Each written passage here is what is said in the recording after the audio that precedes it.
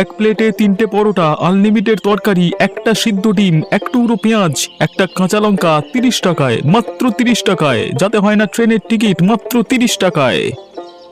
এই যে দাদা, আমাকে তাড়াতাড়ি দিন, কখন থেকে তো ডায়লগ দিয়ে যাচ্ছেন। আরে অপেক্ষা করতে হবে, অপেক্ষা করতে হবে, তাড়াতাড়ি দেওয়া যাবে না, সমস্ত খদ্দেরকে ছেড়ে তারপর দেব। আপনি তো এইমাত্র এলেন, তাড়াহুড়ো কিসের এত? একটু তাড়া ছিল দাদা, তাই জন্যই বলছিলাম আর কি। তাড়া থাকলে হবে দাদা? আমরা তো সেই কখন থেকে অপেক্ষা করছি, আমাদেরও তো বাড়ি যেতে হবে না? আমাকে 1 প্লেট পরোটা দিয়ে দিন। আরে সবাইকে দেবো, সবাইকে দেবো, তার আগে একটু অপেক্ষা করতে হবে। এই ধর ধর বেটা চোর, আমার পরোটা নিয়ে চলে গেল, ধর। আরে সবাই মিলে ওকে ধরো।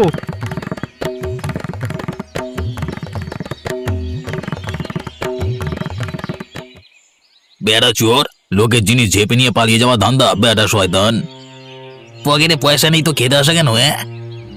আরে মুখের কথায় কাজ হবে না, ওকে 2 চারকা ধরিয়ে দিন। লাগছে আমার, আমাকে দয়া করে ছেড়ে দিন। আমার মেয়েটা না খেয়ে আমার জন্য অপেক্ষা করছে, আমাকে দয়া করে ছেড়ে দিন। ছেড়ে দেবো বেটা? তুই আমাদের মেরে খাবি আর তোকে আমরা ছেড়ে দেবো? দেখ আজকে তোর পিঠের চামড়া কেমন তুলে নি আমরা। আরে ছেড়ে দাও, ছেড়ে দাও, ওকে ওরকম ভাবে মেরো না, কিছু হয়ে গেলে এখন থানা পুলিশ হয়ে যাবে। ছেড়ে দাও, ছেড়ে দাও। এই বেটা, আমার পরোটা নষ্ট করেছিস তুই, তুই আমার পরোটার পয়সা দিয়ে কিনে দে। তোমরা বিশ্বাস করো, আমার কাছে একটা পয়সাও নেই। নেই তো আমার জিনিসটা নষ্ট করলি কেন? এখন কি হবে? আমার 30 টাকা তো চলে গেল।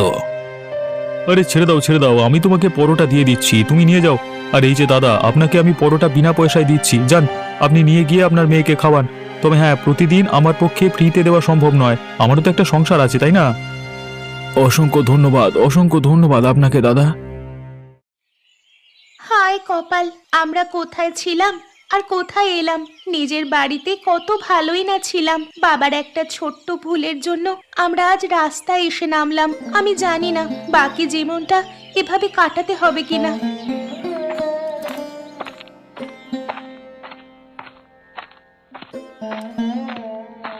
কই রে মা, তোর জন্য খাবার নিয়ে এসেছি। এ কি বাবা, তোমার এই অবস্থা কেন? কোথাও কিছু হয়েছে নাকি? তোমার চুলগুলো এরকম উস্কো খুস্কো, কপালে এরকম কালশিটে পড়েছে কেন? কোথাও পড়ে গিয়েছিলে নাকি? এই নে মা, তুই খেয়ে নে। না রে মা, এই একটুখানি একটা দুর্ঘটনার হাত থেকে বেঁচে গেলাম। কেন বাবা, কোথায় দুর্ঘটনা ঘটলো? কি হয়েছে আমাকে খুলে বলো। ওই মানে একটু পড়ে গেছিলাম আর কি। পড়ে গেলে এরকম কালশিটে তো পড়ে না। তুমি কারোর সঙ্গে মারপিট করে এসেছো? সত্যি কথা বলো আমার দিব্যি। হ্যাঁ রে মা, লোকের কাছে মার খেয়ে এসেছি, আমার আর কোনো উপায় ছিল না। তোর জন্য খাবার আনতে গেছিলাম, আমার পকেটে একটা পয়সাও ছিল না। একজনকার কাছ থেকে নিয়ে পালিয়ে আসছিলাম, সবাই মিলে ধরে আমাকে মারলো। সে কি বাবা, তুমি এরকম কাজ কেন করতে গেছো? তোমাকে না কতবার বলেছি এরকম কাজ তুমি করবে না। কি করবো রে মা, তোকে দুঃখে দেখলে আমি যে আর থাকতে পারি না। না বাবা, তোমার এই কাজ করা একদম ঠিক হয়নি। তুমি ভবিষ্যতে আর কোনো দিন এমন কাজ করবে না, আমি তোমাকে অনুরোধ করছি। কিন্তু কদিন আর এভাবে বেঁচে থাকবো রে মা? কোন রাজপ্রাসাদ থেকে আজকে পথের ভিখিরি হয়ে গেলাম। ভেবেছিলাম শহরে থেকে ভালোভাবে জীবনযাপন করব, কিন্তু এখন দেখছি সবকিছুই যেন উল্টো হয়ে গেল। চলো না বাবা, আমরা আবার গ্রামে ফিরে যাই। গ্রামে তো আমাদের বাড়ি আছে, সেখানে গিয়ে আমরা আবার থাকবো, নতুন করে আমাদের জীবনটা শুরু করব। সে তো যেতেই পারি রে মা, কিন্তু গ্রামের লোকেরা যদি আমাদের অবস্থা দেখে হাসাহাসি করে? হাসাহাসি করলে আর কি করা যাবে? কিন্তু এইভাবে তোমাকে আর কষ্ট করে থাকতে তো হবে না। গ্রামের সমস্ত জিনিস হাতের কাছে পেয়ে যাবে। একবেলা খাবারের জন্য অন্তত মার তোমাকে খেতে হবে না। ঠিকই বলেছিস মা, আমার নিজের গ্রামকে অবহেলা করে আমি নিজেকে খুব দোষী মনে করছি রে মা।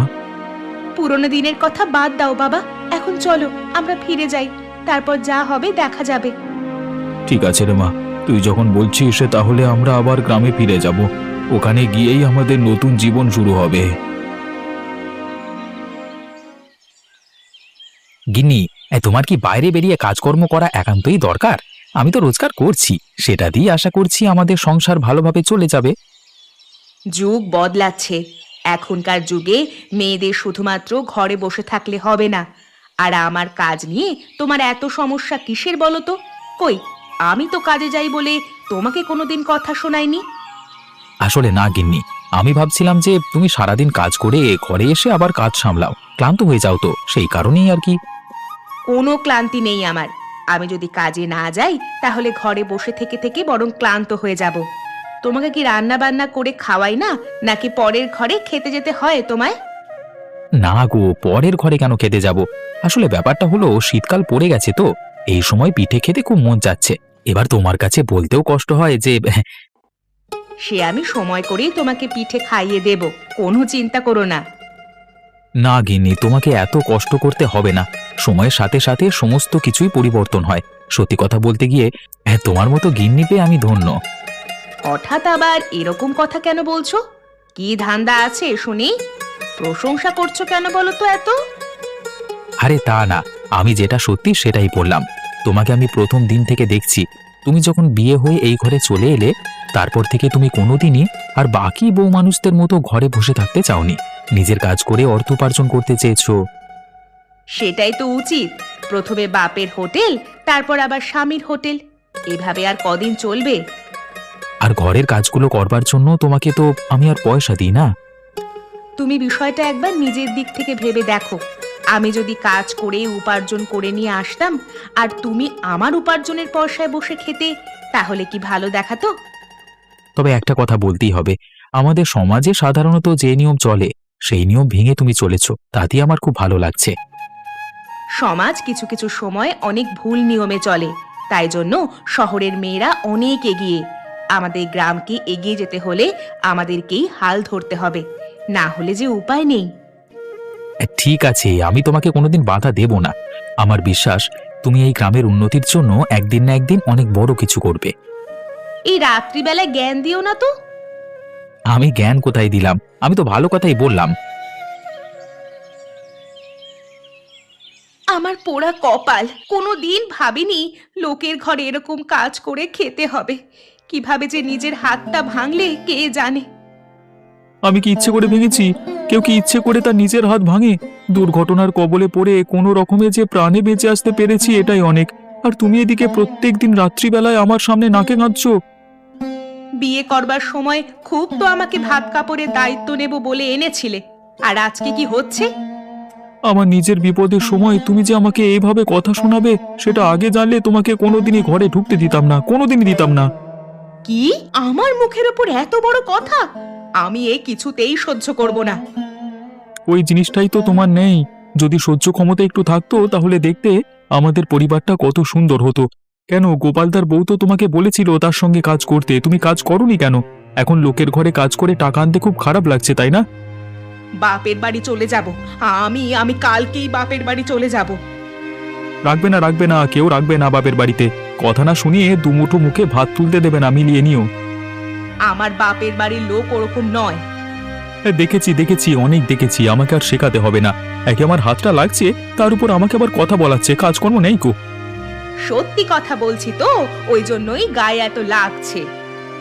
তুমি ভাবো, তোমার যদি আজকে হাত ভাঙতো আর আমি তোমার কানের কাছে এসব কথা বলতাম, তাহলে তোমার কেমন লাগতো? আমার কষ্ট তুমি বুঝবে না। লোকের বাড়ি গিয়ে কাজ করতে আমার কত মান সম্মানে লাগছে বলো দেখি। লাগবে তো বটেই গিন্নি, যখন সুযোগ আসে তখন সুযোগের ব্যবহার করতে হয়। তুমি সেই সুযোগ হারিয়েছো। আমার বাবা আমাকে কোনোদিন কাজ করতে দেয়নি, আর তোমার জন্য আমাকে খাটাখাটনি করে মরতে হচ্ছে। আবার সেই এক কথা, হাতটা ভাঙলো তাই, মাথাটা ফাটলেও আমি কাজে যেতাম। পড়ে পড়ে তোমার কথা শুনবার আমার কোনো ইচ্ছে নেই। দেখি, কালকে থেকেই কাজে যাব আমি। তখন গ্রামের লোকের কথা তুমি কি করে সহ্য করতে পারো আমি দেখব। আহা, কতদিন বাদে গ্রামে ফিরে এসে আমার কত ভালো লাগছে।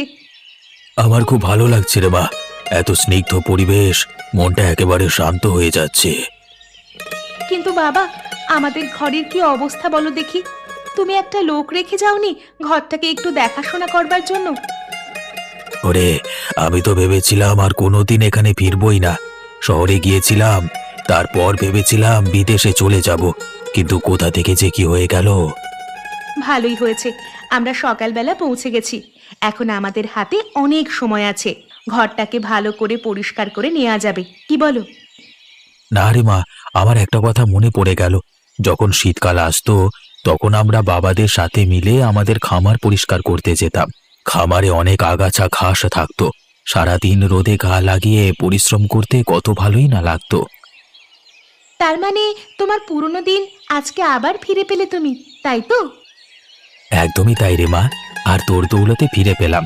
চল তাহলে আর বেশি দেরি না করে আমরা কাজটা শুরু করে দিই। কিন্তু দাঁড়াও, আগাছা পরিষ্কার করবার জন্য কিছু জিনিসপত্র তো চাই, সেগুলোকে তো আনতে হবে।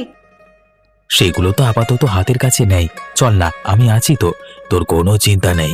আমি আগাছাগুলো ঘর থেকে পরিষ্কার করব, আর তুই বাইরে একটু ফেলে দিয়ে আসবি, দেখবি কত ভালো লাগবে। চলো তাহলে, আর বেশি দেরি করে লাভ নেই।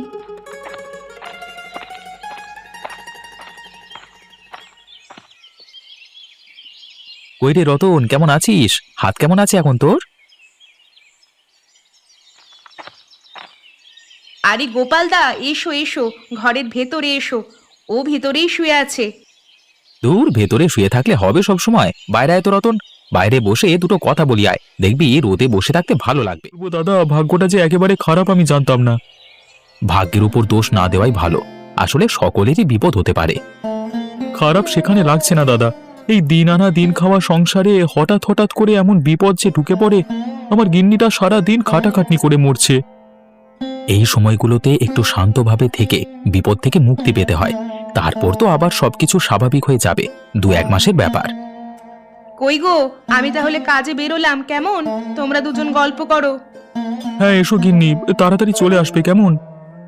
এটাই হলো কষ্ট, যে মেয়েটা কোনোদিন কাজও করেনি কোথাও, তাকে আজকে বাড়ি বাড়ি কাজ করে বেড়াতে হচ্ছে। এর থেকে খারাপ আর কি হতে পারে বলো তো? ঘরের বউ মানুষ কাজ করছে, এতে আবার খারাপের কি আছে? আমার স্ত্রী তো কাজ করতে বেরিয়ে যায়, আমি তো কিছু বলি না, আর আমি বললেও আমার কথা শুনবেই না। তোমার বউ আর আমার বউ এক নয় গোপালদা, তুমি ভাগ্য করে একজন বৌদি পেয়েছিলে।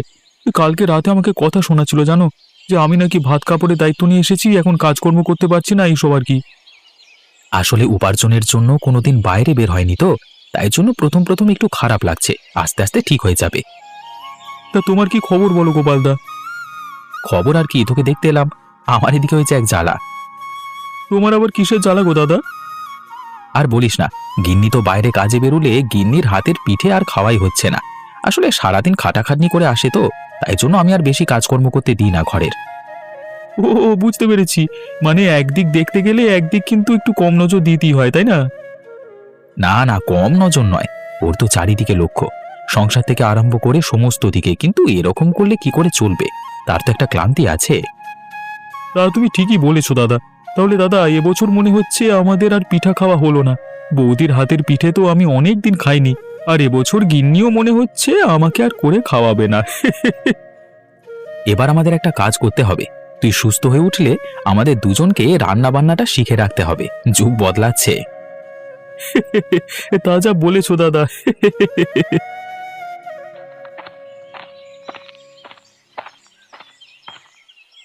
আরে তুমি কে? তোমাকে তো এই গ্রামে আগে কখনো দেখিনি। আরে আমি দুঃখী, আমাকে চিনতে পারছো না? তুমি অখিলদার মেয়ে দুঃখী?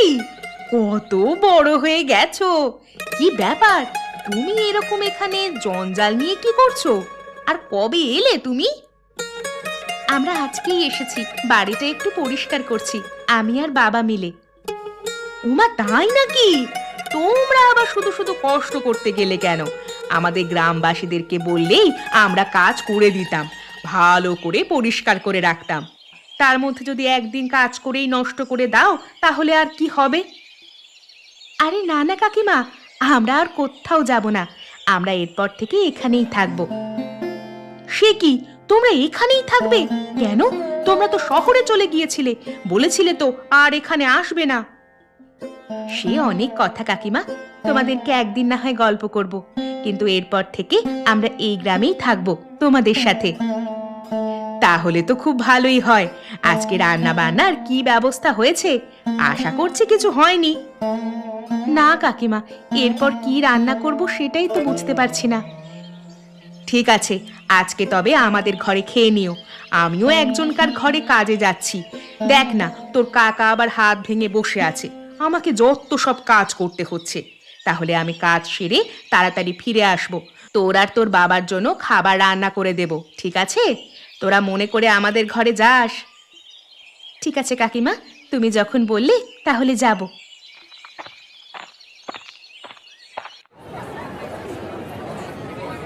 আরে ও লতা দিদি, একবার মুখ তুলে তাকাও, মন দিয়ে যে কাজ করেই চলেছো। আরে এসো এসো, আসলে সেলাইয়ের কাজ তো মন দিয়ে না করলে হয় না। আশেপাশে কি হচ্ছে সেসব দেখবার সময় নেই। তা ভালো, আমরাও কাজ শিখতে চাই, আমাদেরকেও শিখিয়ে দাও। এবছরটা যাক, আর তো কয়েকটা মাসই বাকি আছে, তারপর কয়েকটা মেশিন কিনবো, তখন শিখতে এসো, শিখিয়ে দেব, আর কাজেও বসিয়ে দেব। ঠিক আছে গো, তাহলে তো খুব ভালোই হয়। এখন বলো কি দরকার তোমাদের? দিদি, আমার একটা কাপড় সেলাই করতে হবে, সেটাই তোমাকে দিতে এলাম। দুদিন বাদে পাবে কিন্তু। হ্যাঁ হ্যাঁ, সে ঠিক আছে, কোনো অসুবিধা নেই। আচ্ছা দিদি, একটা কথা জিজ্ঞাসা করব? হ্যাঁ বলো। তুমি যে সকালবেলায় কাজে চলে আসো, তাহলে বাড়ির রান্না বান্না কাজকর্ম সব করে কে? বেশি তো কাজকর্ম নেই, আমরা দুজনে মিলে সমস্ত কিছু তাড়াতাড়ি সেরে রেখে তারপর কাজে বেরিয়ে পড়ি, আবার এখান থেকে ফিরে গিয়ে রান্না বান্না করে রাতের খাবার খাই। সত্যি তোমাদের জীবনটা কত সুন্দর, তোমাদের দেখলে খুব ভালো লাগে। তুমি আছো বলেই আমাদের গ্রামের উন্নতি হচ্ছে, সবাই তোমাকে দেখে নিজে কিছু করবার সিদ্ধান্ত নিচ্ছে। তাহলেই তো ভালো। আমি তো চাই গ্রামের অগ্রগতিতে নিজের অবদান রাখতে। আমাদেরও যুগের সাথে তাল মিলিয়ে চলতে হবে, শুধু সেলাই নিয়ে পড়ে থাকলে হবে না, আরো অনেক কাজ আমাদেরকে করতে হবে ধীরে ধীরে। পরের বছর তো আমি তোমার কাছে কাজ করতে আসছি, তারপর অন্য কথা। ঠিক আছে, তাহলে তোমরা এখন এসো, আমি তাহলে সেলাইটা শেষ করে নিই, কেমন?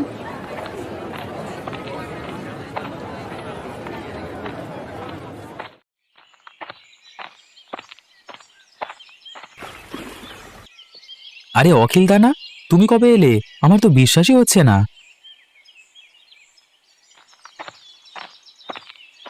আরে গোপাল যে, তা কেমন আছিস ভাই? আমরা আজকে এসেছি। সে ঠিক আছে, কিন্তু তোমার বাড়ির যা অবস্থা, তুমি এখন থাকবে কোথায় বলো দেখি? বাড়ি পরিষ্কার করি তো এইমাত্র এলাম। আমি আর সুখী মিলে গোটাটা পরিষ্কার করে ফেলেছি। তা তোমার কাজ কেমন চলছে? কদিন থাকবে এখানে? আজীবন। এই আর কি মারছো দাদা? আয় না রে, সত্যি বলছি, এরপর থেকে আমরা গ্রামেই থাকবো, আর শহরে যাব না। ওখানে আমি কাজটা হারিয়ে ফেলেছি। তোদের একদিন গল্প করব বসে। রতনের কি খবর? আর বলো না, রতন হাত ভেঙে বসে আছে, সে এক ঝক্কি। তা তোমার খাওয়া কিছু হয়েছে? না রে, খিদে পেয়ে গেছে, কিন্তু কি খাবো কিছুই তো বুঝতে পারছি না।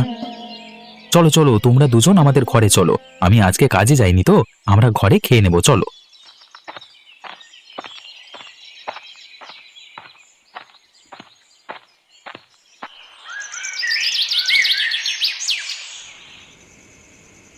আমার পরিকল্পনাটা কেমন বলো বাবা?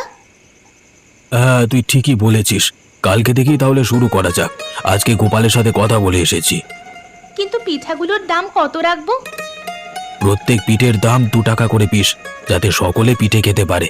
এখন তো আর দোকান দেওয়া সম্ভব নয়, তাই বাড়ি বাড়ি গিয়ে বিক্রি করতে হবে।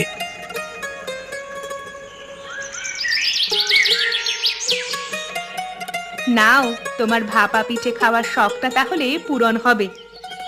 তা যা বলেছো গিন্নি, কিন্তু সুখিমা, তুই কি এত বড় হাঁড়ি বাড়ি বাড়ি বয়ে নিয়ে যেতে পারবি?